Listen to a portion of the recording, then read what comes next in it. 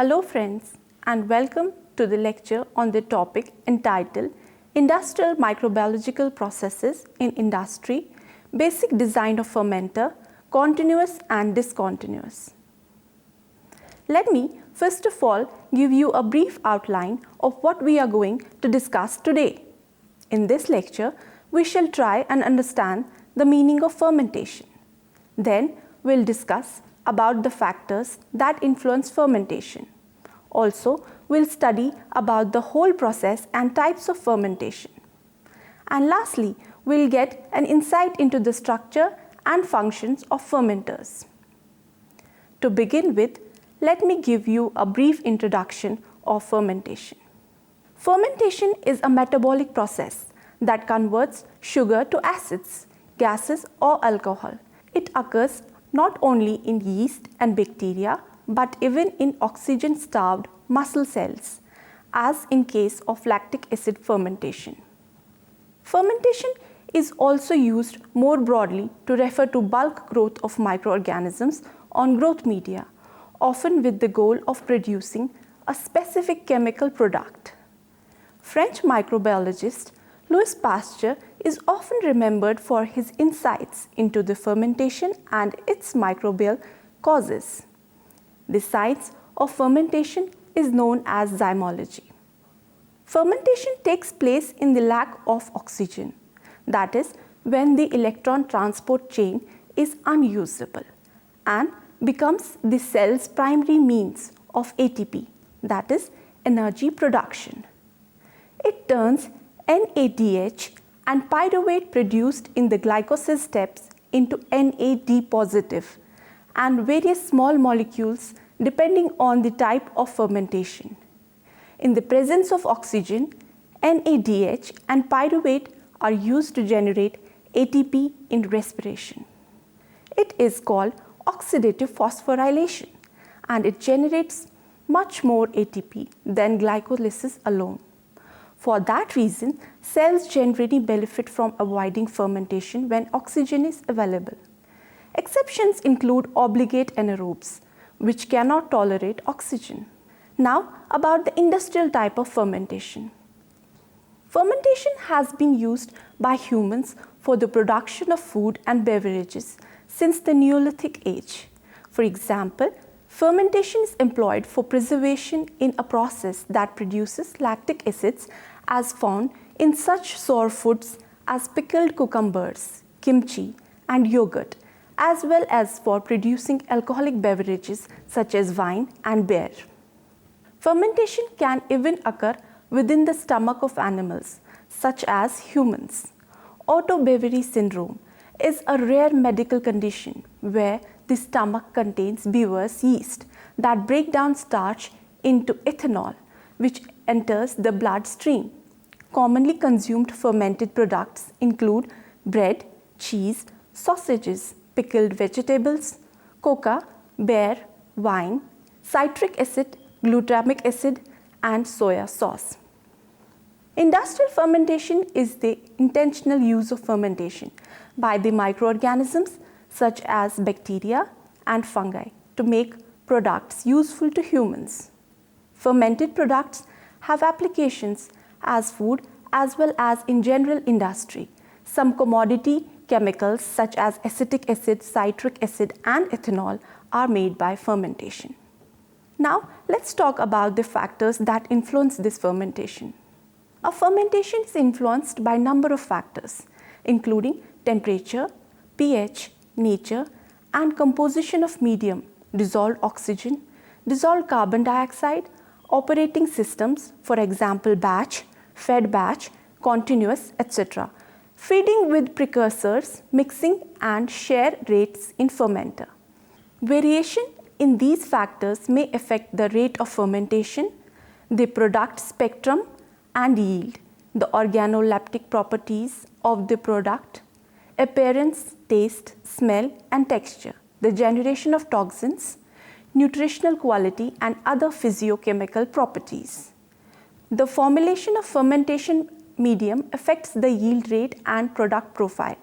The medium must provide the necessary carbon, nitrogen, trace elements, and micronutrients that are vitamins.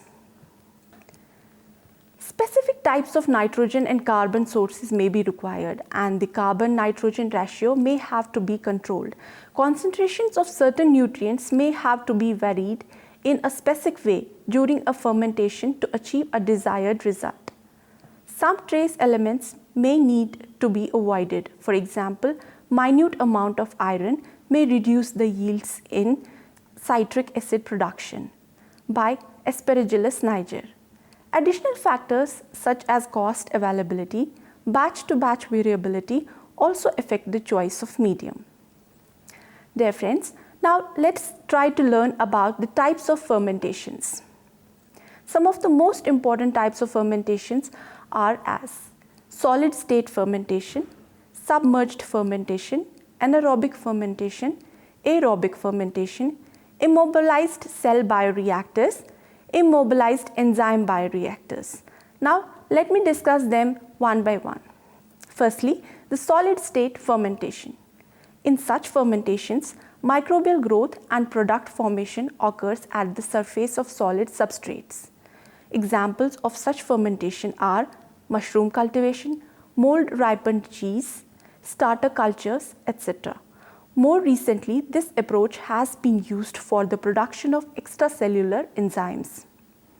Certain valuable chemicals, fungal toxins and fungal spores used for biotransformation. Traditionally, substrates are several agricultural products, for example, rice, wheat, maize, soya bean, etc. The substrate provides a rich and complex source of nutrients, which may or may not need to be supplemented. Such substrates selectively support mycelial organisms, which can grow at high nutrient concentrations and produce a variety of extracellular enzymes. For example, a large number of filamentous fungi and few bacteria, actinomycetes, and one strain of bacillus. The fungi used for solid state fermentations are usually obligate aerobes. According to the physical state, solid state fermentations are divided into the following two groups. First is the low moisture solid fermented without or with occasional continuous agitation, and second is the suspended solids fermented in packed columns through which liquid is circulated. Now, submerged fermentation, batch culture. Batch culture is a closed culture system which contains limited amount of nutrient medium. After inoculation, the culture enters lag phase, during which there is increase in the size of the cells and not in their number. The culture then enters lag phase or exponential growth phase, during which cells divide at maximal rate and their generation time reaches minimum. The increasing population of bacterial cells after some time enters into a stationary phase due to depletion of the nutrients and the accumulation of inhibitory end products in the medium. Eventually, the stationary phase of the bacterial population culminates into the death phase when the viable bacterial cells begin to die. A characteristic growth curve or a typical growth curve is only obtained in batch culture. Fed batch culture. When a batch culture is subsequently led with fresh nutrient medium without removing the growing microbial culture, it is called fed batch culture. Fed batch culture allows one to supplement the medium with such nutrients that are depleted or that may be needed for the terminal stages of the culture, for example, production of secondary metabolites. Therefore, the volume of fed batch culture increases with time. Fed batch culture achieve higher cell densities than batch cultures. It is used when high substrate concentration causes growth inhibition. It allows the substrate to be used at lower non-toxic levels, followed by subsequent feeding, and it also allows the maximum production of cellular metabolites by the culture. Now, the continuous culture. Contrary to the batch culture, where the exponential growth of microbial population is restricted only for a few generations, it is often desirable to maintain prolonged exponential growth of microbial population in industrial processes. This condition is obtained by growing microbes in continuous culture. A culture in which nutrients are supplied and end products are continuously removed. A continuous culture, therefore, is that in which the growth of bacterial population can be maintained in a steady state over a long period of time. Now coming to the anaerobic fermentation. In anaerobic fermentation, a provision for aeration is usually not needed, but in some cases, aeration may be needed initially for inoculum build-up. In most cases, a mixing device is also unnecessary, but in some cases, initial mixing of the inoculum is necessary. Once the fermentation begins, the gases produced in the process generate sufficient mixing. The air present in the head space of the fermenter should be replaced by carbon dioxide, hydrogen, nitrogen, or a suitable mixture of these. This is particularly important for the obligate anaerobes like Clostridium. The fermentation usually liberates carbon dioxide and hydrogen, which are collected and used, for example, carbon dioxide for making dry ice and methanol, and for bubbling into freshly inoculated fermenters. Fermented meat products such as bologna, sausage, dry sausage, pepperoni, and salami are produced by solid-state anaerobic fermentations using acid-forming bacteria, particularly Lactobacillus, Pediococcus, and Micrococcus species. Anaerobic fermentation. The main feature of aerobic fermentation is the provision for adequate aeration. In some cases, the amount of air needed per hour is about 60 times the medium volume. Therefore, bioreactors used for aerobic fermentation have a provision for adequate supply of sterile air, which is generally sparged into the medium. In addition, these fermenters may have a mechanism for stirring and mixing of medium and cells. Aerobic fermenters may be either of stirred tank type, in which mechanical motor driven stirrers are provided, or airlift type, in which no mechanical stirrers are used and the agitation is achieved by the air bubbles generated by the air supply. Examples of aerobic fermentations include submerged culture citric acid production by Aspergillus niger and the solid state Koji fermentation used in the production of soya sauce. Immobilized cell bioreactors. Bioreactors of this type are based on immobilized cells. Cell immobilization is advantageous when the enzymes of interest are intracellular. Secondly, the extracted enzymes are unstable. Also, the cells do not have interfering enzymes, or such enzymes are easily inactivated, removed, and lastly, the products are low molecular weight compounds released into the medium. Under these conditions, immobilized cells offer the following advantages over enzyme immobilization. Firstly, enzyme purification is not needed. High activity of even unstable enzymes, high operational stability, lower cost, and lastly, possibility of application in multi-step enzyme reactions. Cell immobilization may be achieved in one of the following ways.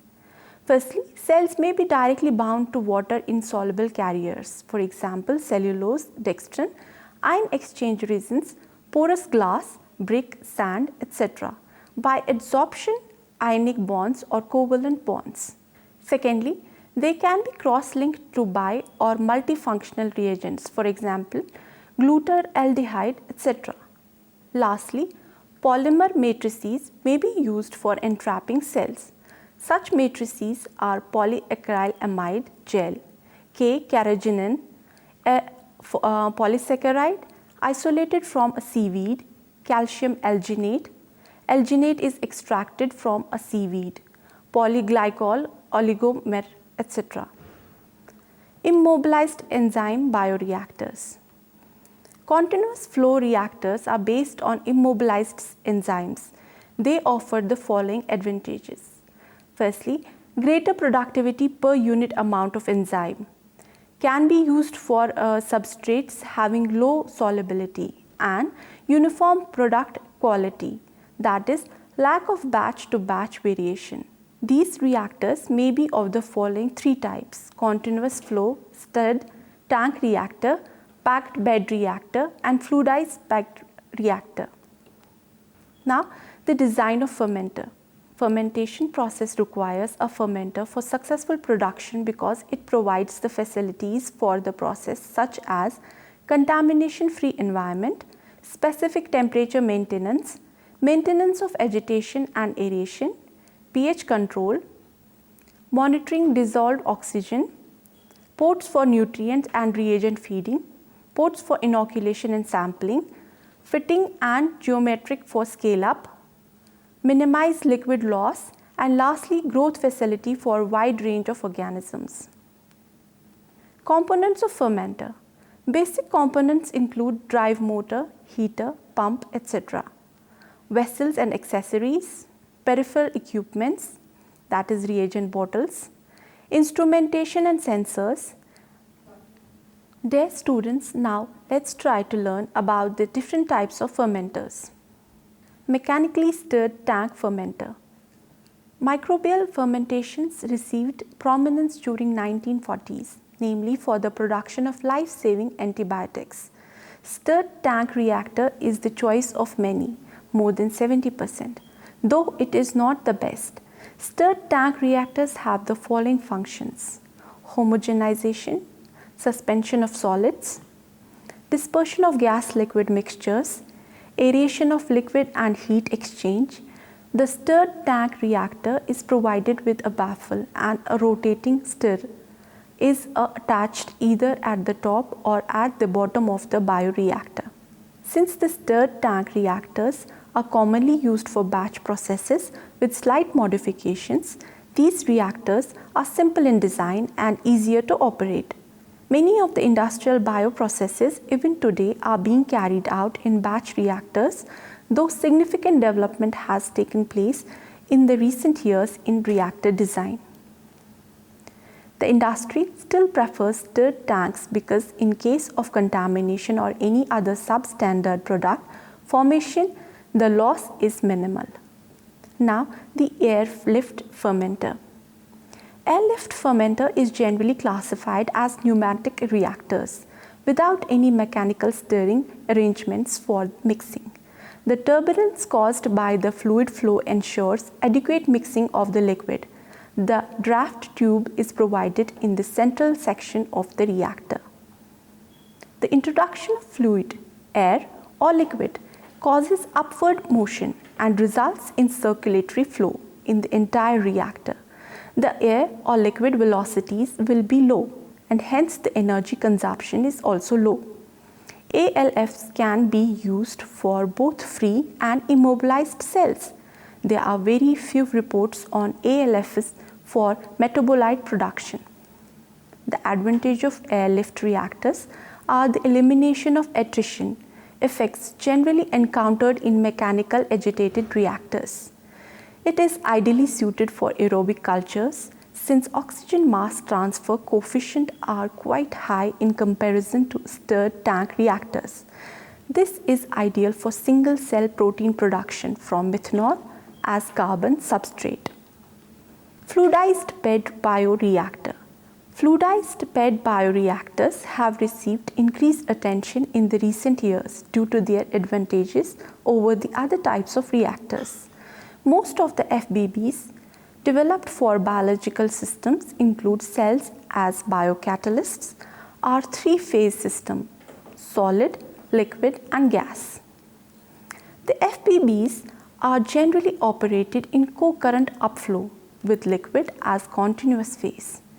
Usually, fluidization is obtained either by external liquid, recirculation or by gas fed to the reactor.